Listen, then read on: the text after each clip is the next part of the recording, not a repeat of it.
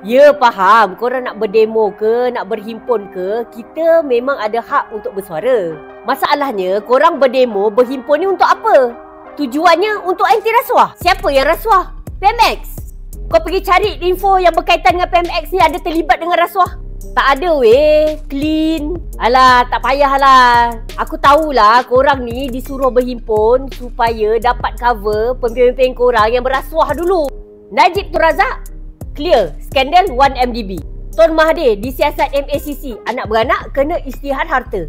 Muhyiddin Yassin, 4 pertuduhan rasuah bernilai 232.5 juta dan juga 195 juta penggubalan wang haram, terbabit juga dengan projek COVID-19.